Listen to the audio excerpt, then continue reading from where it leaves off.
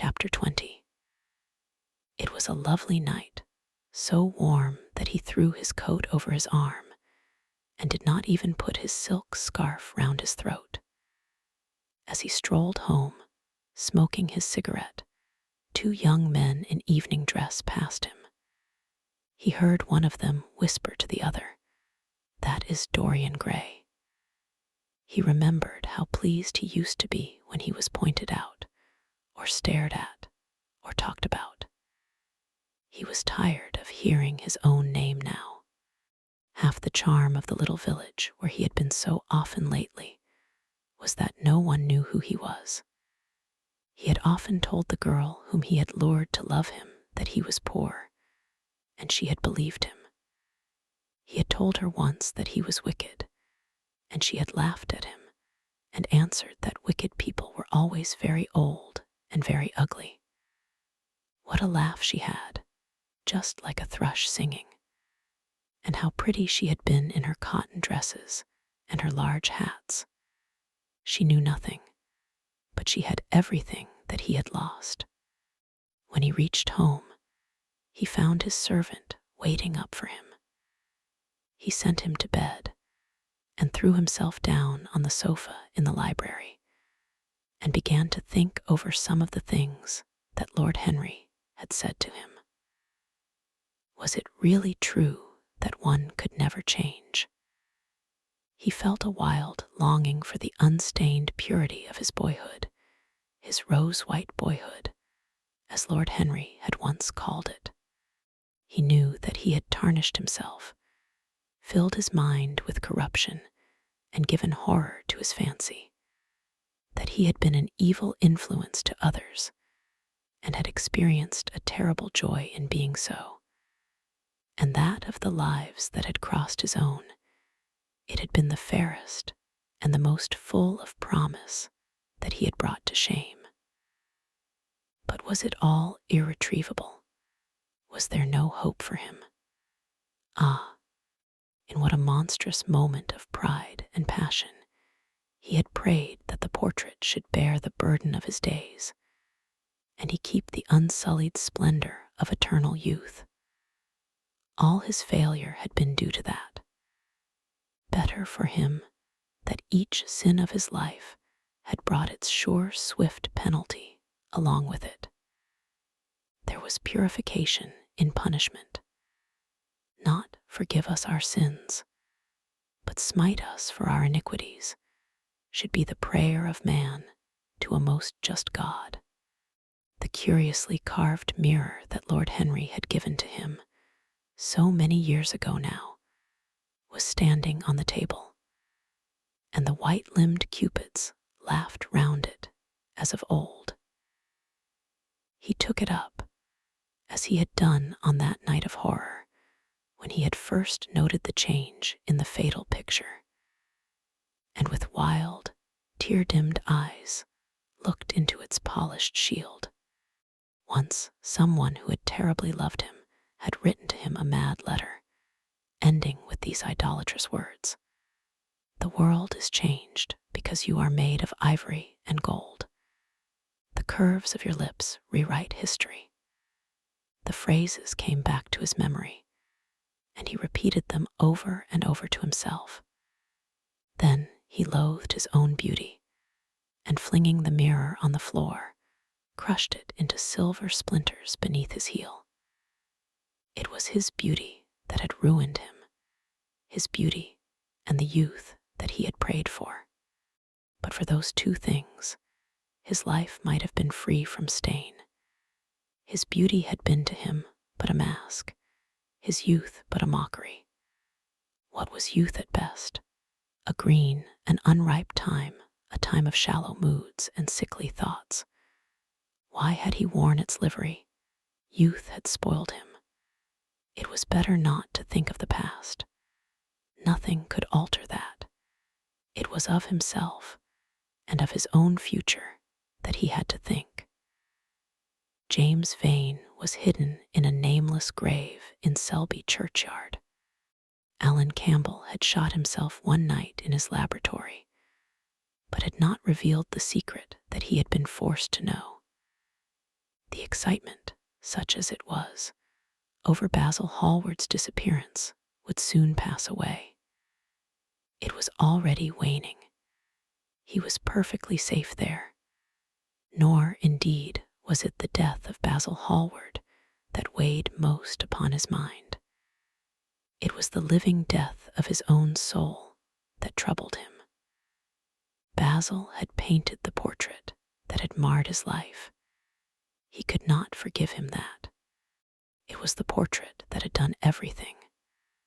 Basil had said things to him that were unbearable, and that he had yet borne with patience. The murder had been simply the madness of a moment. As for Alan Campbell, his suicide had been his own act.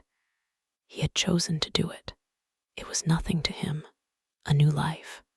That was what he wanted. That was what he was waiting for. Surely he had begun it already. He had spared one innocent thing at any rate. He would never again tempt innocence. He would be good. As he thought of Hetty Merton, he began to wonder if the portrait in the locked room had changed. Surely it was not still so horrible as it had been. Perhaps if his life became pure, he would be able to expel every sign of evil passion from the face. Perhaps the signs of evil had already gone away. He would go and look. He took the lamp from the table and crept upstairs.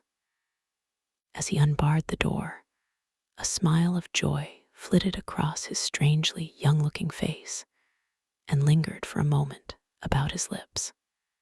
Yes, he would be good, and the hideous thing that he had hidden away would no longer be a terror to him. He felt as if the load had been lifted from him already. He went in quietly, locking the door behind him, as was his custom, and dragged the purple hanging from the portrait. A cry of pain and indignation broke from him. He could see no change, save that in the eyes there was a look of cunning, and in the mouth the curved wrinkle of the hypocrite. The thing was still loathsome, more loathsome, if possible, than before, and the scarlet dew that spotted the hand seemed brighter, and more like blood newly spilled. Then he trembled. Had it been merely vanity that had made him do his one good deed, or the desire for new sensation, as Lord Henry had hinted, with his mocking laugh, or that passion to act a part that sometimes makes us do things finer than we are ourselves, or perhaps all these? And why was the red stain larger than it had been? It seemed to have crept like a horrible disease over the wrinkled fingers. There was blood on the painted feet, as though the thing had dripped, blood even on the hand that had not held the knife. Confess. Did it mean that he was to confess? To give himself up and be put to death? He laughed. He felt that the idea was monstrous. Besides, even if he did confess, who would believe him? There was no trace of the murdered man anywhere. Everything belonging to him had been destroyed. He himself had burned what had been below stairs. The world would simply say that he was mad. They would shut him up if he persisted in his story. Yet it was his duty to confess, to suffer public shame, and to make public atonement. There was a God who called upon men to tell their sins to earth as well as to heaven. Nothing that he could do would cleanse him till he had told his own sin. His sin. He shrugged his shoulders. The death of Basil Hallward seemed very little to him. He was thinking of Hetty Merton, for it was an unjust mirror, this mirror of his soul that he was looking at. Vanity, curiosity, hypocrisy. Had there been nothing more in his renunciation than that? There had been something more, at least he thought so. But who could tell? No, there had been nothing more. Through vanity he had spared her. In hypocrisy, he had worn the mask of goodness. For curiosity's sake, he had tried the denial of self. He recognized that now. But this murder, was it to dog him all his life? Was he always to be burdened by his past? Was he really to confess? Never. There was only one bit of evidence left against him.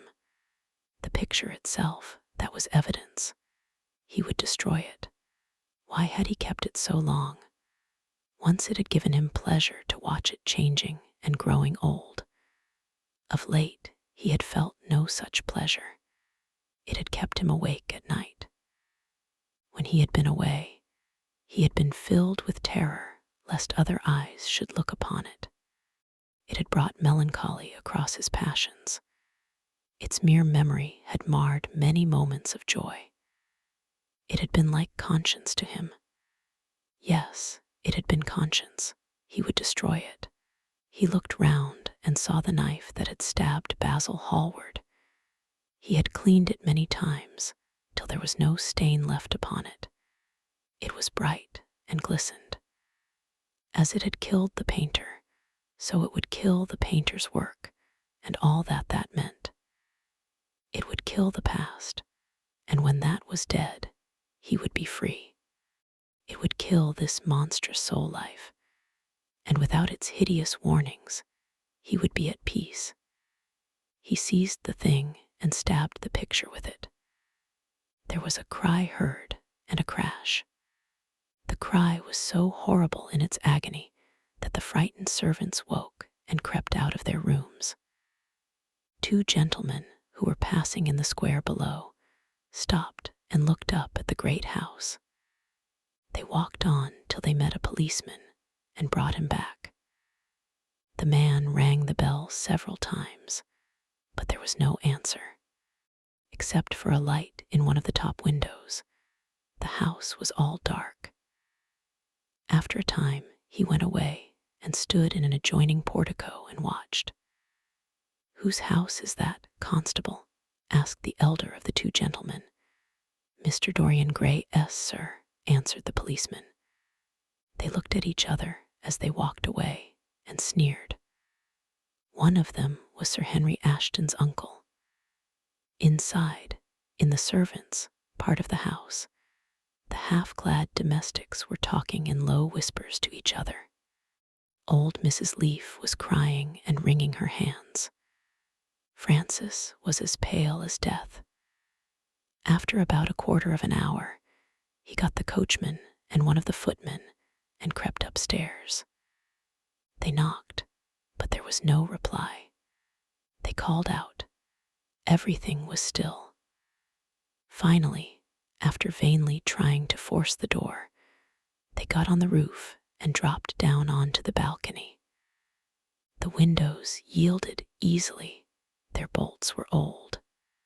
When they entered, they found hanging upon the wall a splendid portrait of their master as they had last seen him, in all the wonder of his exquisite youth and beauty. Lying on the floor was a dead man, in evening dress, with a knife in his heart. He was withered, wrinkled, and loathsome of visage. It was not till they had examined the rings that they recognized who it was. The end.